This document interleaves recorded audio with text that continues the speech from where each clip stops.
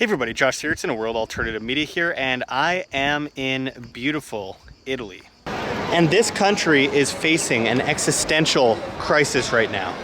In this video, I'm going to do my very best to break down this issue to the best of my ability as I travel here across Italy, as I stand here in beautiful Florence below the Duomo at the Cathedral of Florence. There are so many things that are happening in the news in Italy that it seems like most of the world has not caught on to yet. So let's get into the facts.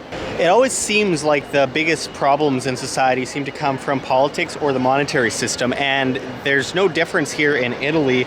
You'll see a lot of things that are quite familiar to places you might be in the United States, Canada, Britain, wherever it might be. And I'm going to start by going into a couple of these articles here. Starting off with this one, it says, Italy's economic rot is Europe's problem too. 2 decades of nearly non-existent growth is hurting both the country and the continent. And as this one says, Italy's government crisis hits European economy. European stock markets slumped on Friday and the pound hit a fresh 2-year low against the euro as traders reacted to a fast-moving Italian political crisis and data showing Britain's Brexit-facing economy is on the brink of recession. And I quote, markets tumbled on Italian political risk, said Craig Earlham, senior market analyst at Wanda Trading Group. Milan's stock market sank more than 2% after Italy's far-right Deputy Prime Minister, Matteo Salvini, demanded snap elections on Thursday, triggering a political crisis. The heightened political tensions in the heavily indebted country, the Eurozone's third largest economy, also caused yields to rise on Italian government bonds. And I quote, naturally, Italian stocks and in particular banks and bonds have been hardest hit, but they are dragging everyone else down with them, Earlham said. As soon as the markets opened on Friday, the spread or difference between yields on 10-year Italian government debt compared to those in Germany jumped 25 points to 235 points, reflecting investors' jitters. Milan Stock Exchange, opening for the first time since Salvini's statement late Thursday, plunged more than 2%. And I quote, uncertainty has a price. The spread and the possible downgrade of Italy by rating agencies, Carlo Alberto Carnevale Maffei, professor at Milan's Bocconi University, told AFP. Coincidentally, financial assessment agency Fitch is due to review its rating of Italy on Friday. Its Italy rating currently stands at BBB with a negative outlook, 2 notches above junk or non-investment grade. In October 2018, rating agency Moody's downgraded Italy's rating to Baa3, just above junk, over concerns about the budgetary choices being taken by the populist coalition of Salvini's League and the anti-establishment Five-Star Movement, M5S. The already fragile economy will pay the consequences of this crisis, Carnevale Maffei said. The Italian economy is already struggling. After a technical recession in the second half of 2018, Italy experienced zero growth in its gross domestic product in the first 6 months of this year. The European Commission and International Monetary Fund, IMF, expect Italian growth to be only 0.1% this year, while the government has forecast it at 0.2%. But some experts are even more pessimistic, arguing that Italy is heading back into recession. Unemployment stands at 9.7%, hitting 28.1% among 15 to 24-year-olds, well above the euro area average of 7.5% for the general population and 15.4% among the young. Italy is also hampered by a vast debt ratio, a whopping 132% of GDP, the Eurozone's second biggest after Greece. So obviously there are quite a few problems plaguing Italy right now. I'm moving a bit over here because police decided to pull up right next to me, and there's a strict law here in this country of not getting police on camera or they will seize your camera and delete your footage. So freedom, right? Anyway. I want to go into this a bit first before we get into the political side of this. Is that one thing that I always tend to notice is that no matter where you go, right now the countries around the world are facing huge unemployment risks and a huge crisis from that point of view. Now, of course, you'll hear every country say or tout great employment numbers, but most of them are hidden in the labor force participation rate, so it's not actually accurate. So that's something that needs to be noted. Second of all, I want to mention that, again, central banks, they print vast amounts of currencies. Italy has been in a technical recession for some time now, and you tend to see it. I mean, not as much as you would in the United States or even France. You do notice that there is a great amount of, well, what I would say are small businesses. There's countless small businesses, but they all seem near crisis level. So it's unfortunate from that level, or from that perspective, that while there are a lot more, which is good compared to the United States and other places, I think that has a lot to do with culture as well. You also notice that there are a lot of people working at these places desperately trying to get customers, even in the tourist areas, not making much money. Probably has a lot to do with taxes, being extorted for half of everything you make. That doesn't help anyone, does it? I think we all are very, very aware of that. So with that said, you move from that to politics, and then you just have a mixture of all the worst possible problems affecting people at the same time. So let's look at the political side for a second.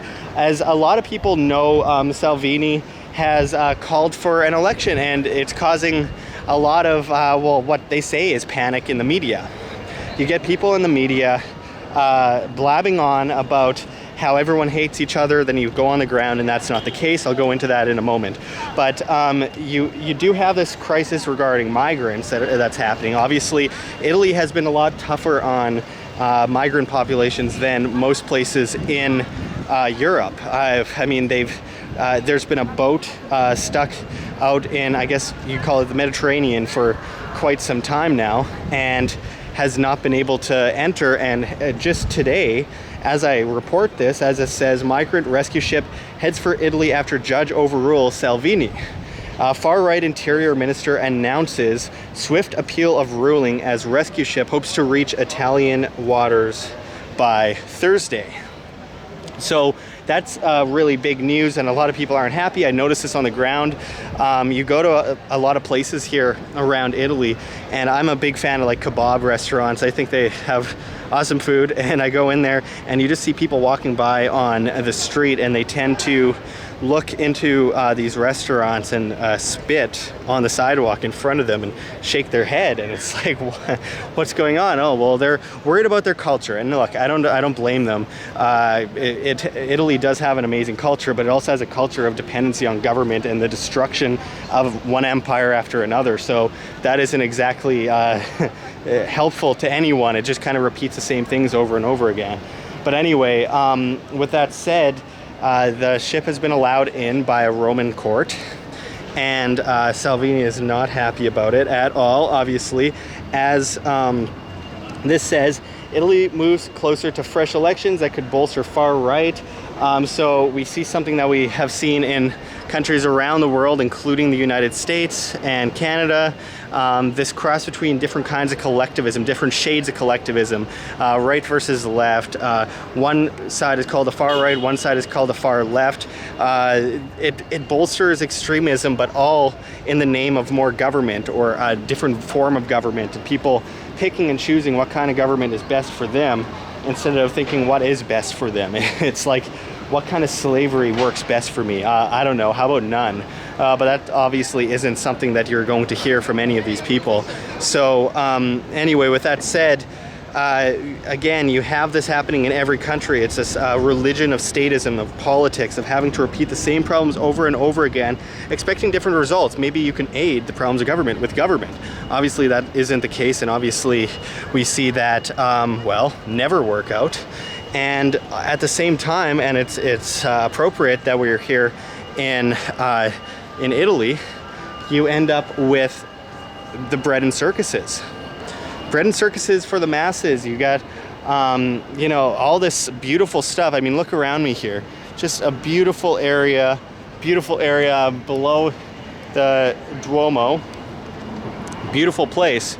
Bread and circuses. Let's have fun. Let's have a party in the streets. Let's enjoy ourselves. Let's get distracted with sports and television. And a big part of that, obviously, is the media. Because I talked to people on the ground here and asked them about this recent situation that we've been seeing pop up all over Italy regarding Salvini and the migrants and all that kind of stuff. And what I'm hearing from people, I talked to a bartender, a woman at a bar the other day, and I asked her, you know, what do you think about all this? What do you think about this so-called crisis? And she's like, you don't see it on the ground. You just hear it in the media. It's the media propping up a problem that doesn't exist to try and create a problem which distracts people. That's exactly what she said. And she said, I don't believe in either side. I don't like the left. I don't like the right.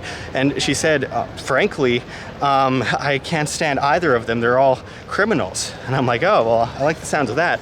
I like your thoughts on that. And she says, yeah, I just look at people as individuals. I don't really care about any of this. She's like, look, I want to preserve Italy's culture, but also I want to be welcoming to people. It doesn't have to be black or white, right? And that is something that I think a lot of people are missing to a great extent. There are problems, and it's usually a manipulated problem. It usually has to do with the government creating a problem in order to cause panic and fear, which is what they live on, governments, in order to end up creating a new crisis down the line that they can come in and be the savior for. It's always the case. It's always what they end up doing. So it's really sad that we continue to see this no matter where you go in the world. Italy, United States, France, Spain, wherever you are, it's always the same in this case. And, you know, people will shout, you know, I see Antifa stuff all over the place here. People want higher wages and they want all this kind of stuff. They call themselves anarchists, even though that they're like socialists and central planners and communists, etc. But they say, I want this, I want that. And instead of looking at the real problems, Italy's technical recession, the Eurozone, the European Union, which, by the way, Italy might drop out of in the near future, this idea that maybe we should stop, you know, printing vast currency out of thin air. I shouldn't say we, that's a collective term. Maybe the state and central banking system should stop doing that. Maybe the ECB should stop doing that, creating vast amounts of debt, which is fraudulent, which they charge interest on. By the way, interest rates are looking like they're going to go below zero very soon in this technical recession. And you end up with wages not being worth almost anything. No matter how much you raise wages, the price of living inflates at a higher rate. So what's going to happen? Businesses are going to go out of business. They're going to end up dependent on the government. At the same time as debt skyrockets, the currency becomes more and more worthless, and you get more and more dependency and more panic and more divide. And then you end up with more and more of a police state, like you see behind me there. I'm just going to show that for a second because it is illegal to film police here, which is crazy. That's one of the questions I posed to people the other day on Facebook. I had to ask, you know, is Italy more free or is it more of a police state than the United States? Because in one way, you're able to walk around with alcohol in public squares. You're not allowed to sell it after like 9 p.m., but you can walk around with a plastic glass after 9 p.m. if you want. It doesn't matter. And I was like hanging out by the Statue of David on Facebook Live the other day, having a drink, and it's like, oh, that's okay. But then they're trying to extort me and steal my property when I was in Milan, because I filmed a square and got a moment of police on camera, and they came up to me and tried to seize my phone and demand I delete the footage. I mean, that is a certain kind of slavery. And then at the same time, another issue that is coming up is that the laws that they're cracking down on tourists, especially, they say it's inappropriate to do all these things. Well, what's inappropriate is a vast overseeing police state here, but let's actually look at what these laws are. They entail, if people have a picnic in a certain area, like I was just in Venice, people got fined massive amounts of money for like having a sandwich on the Rialto Bridge, this gigantic public square bridge. People were getting arrested for having a picnic in a garden or being in a bikini in 120 Fahrenheit heat or 40, 50 degrees Celsius heat. They're getting fined for that. A person was just fined 6,000 euros for swimming in Capri. It's crazy, the laws that are coming out here.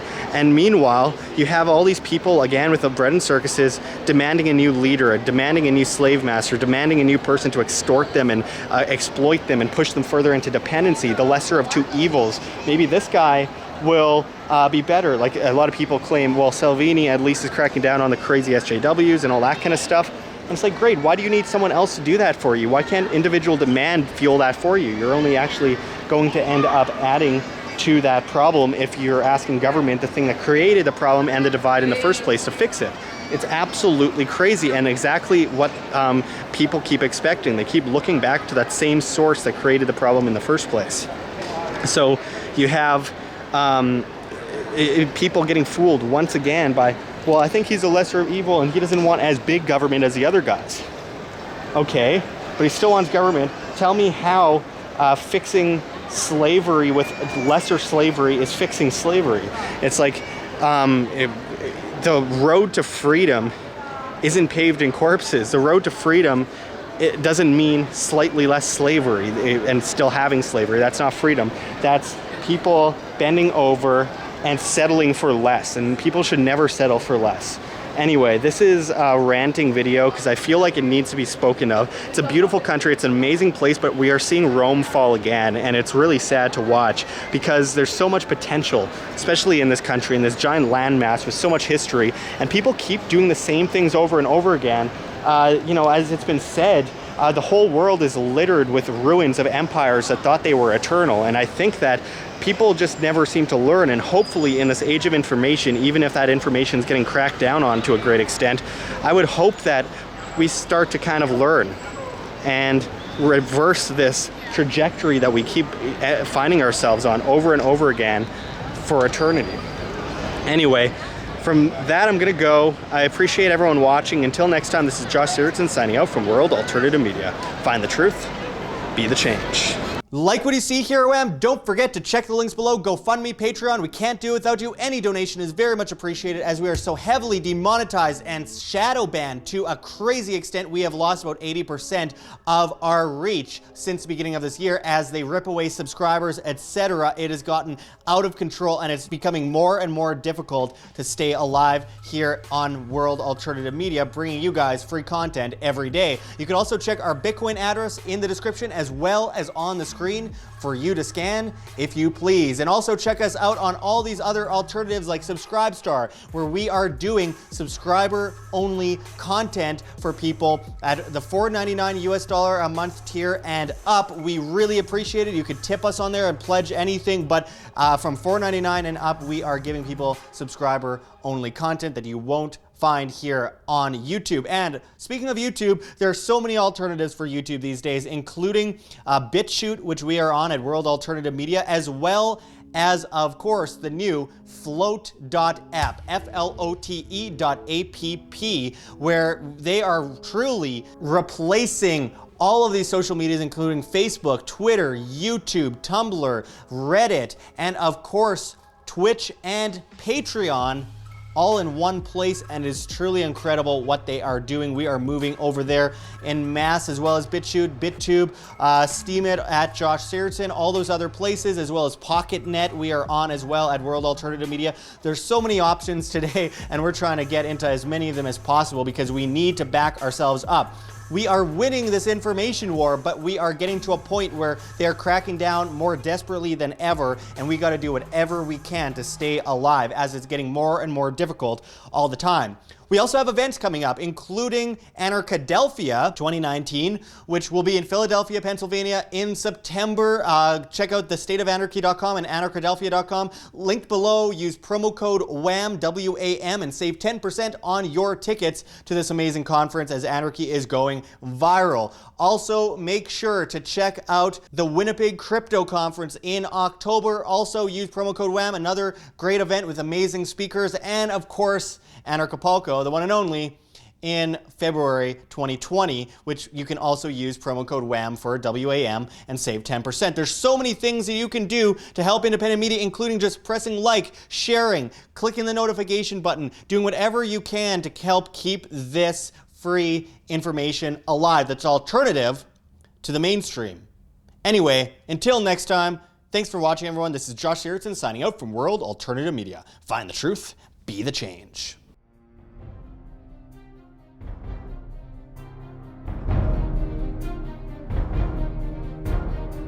I'm sure you have already changed people's minds in your young age because you're involved, and I like that.